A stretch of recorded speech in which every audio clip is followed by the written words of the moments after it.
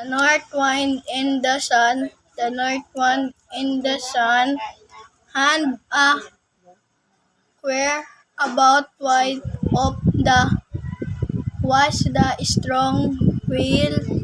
These were disputing with Muse, Hurt, and Bluster. A traveler passed along the round warped in a lock.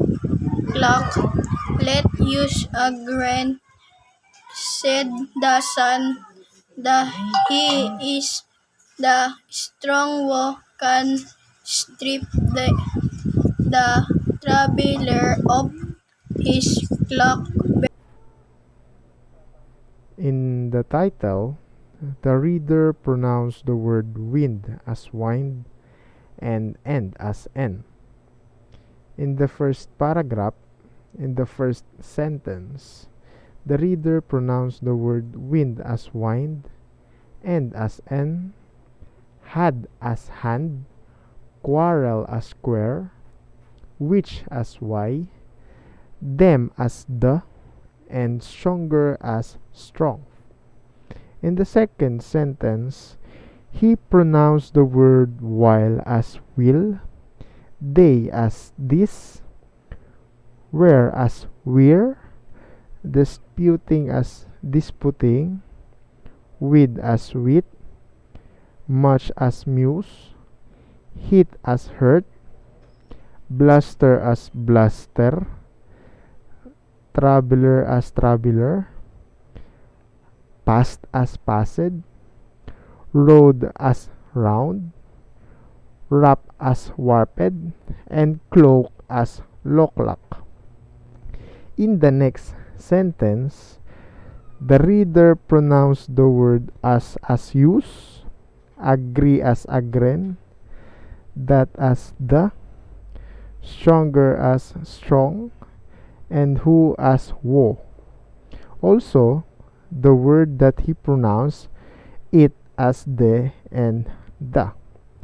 The reader unsuccessfully corrected himself twice. Lastly, in this paragraph, he pronounced the word cloak as clock. Very will glow led the north wind and at Och set a cold howling blast again. The traveler wait the first gust of wind, the end of the clock weapon about the traveler, his body. In the second paragraph, the reader mispronounced the word will as well, growled as glowed, wind as wind, once as och, sent as set, howling as howling, blast as blast, against as again, and traveler as traveler. In the next sentence, he pronounced the word with as way, wind as wind.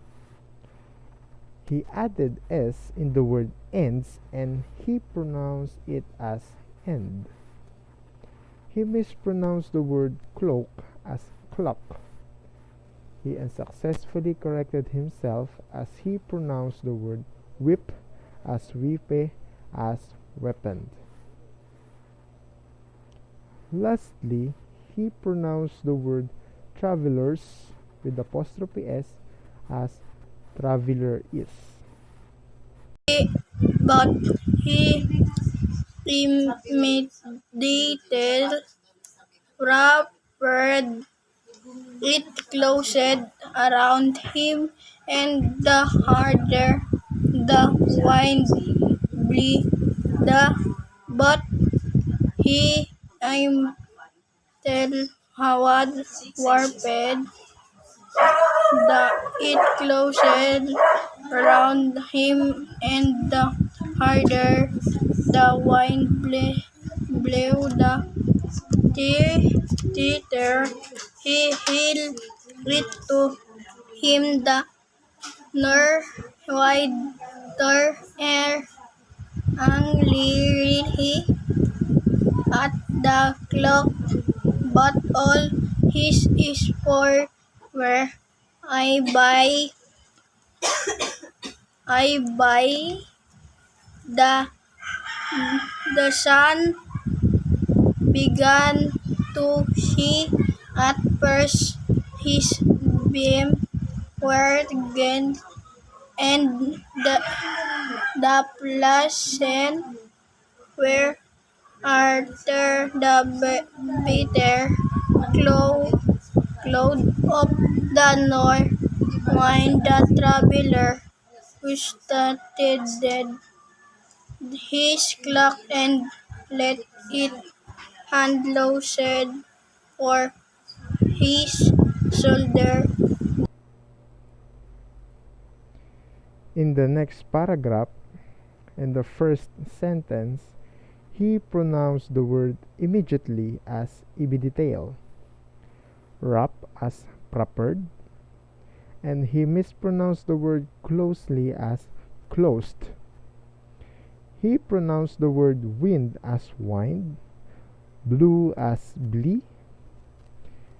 The word tighter, he unsuccessfully corrected himself as he pronounced the word tighter as tear and theater. He pronounced the word held as healed and it as wit. In the next sentence, he pronounced the word north as nor, wind as wind, angrily as angrily, cloak as clock, effort as sport, in as I, vain as by. In the next sentence, the reader pronounced the word then as the and shine as she.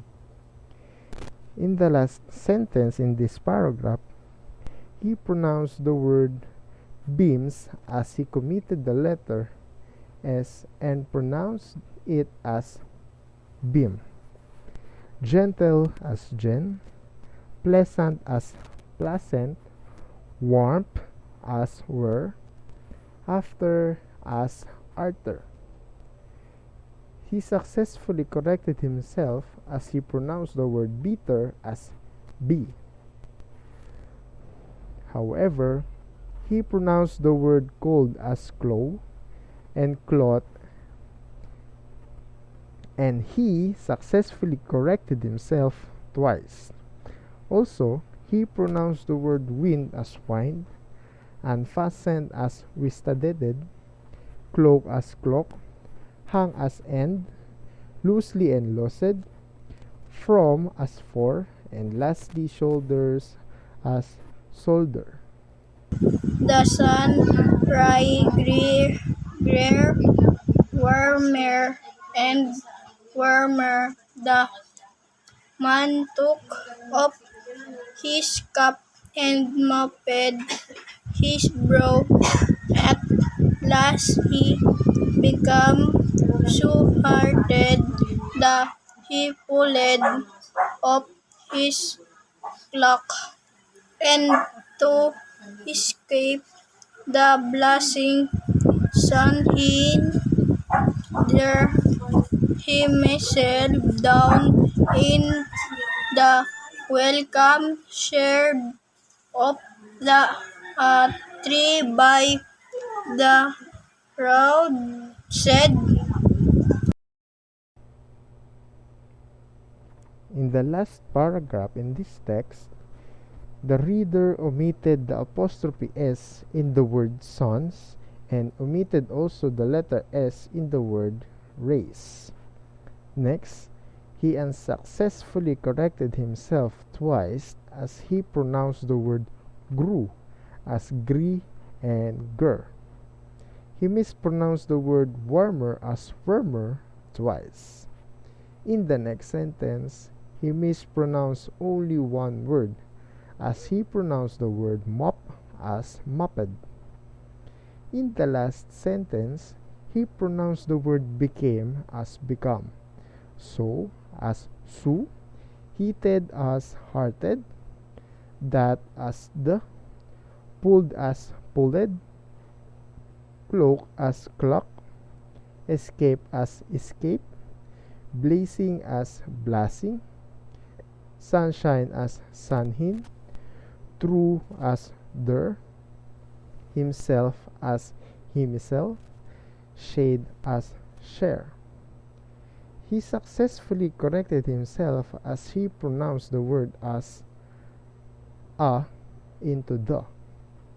Lastly, he pronounced the word roadside as roused.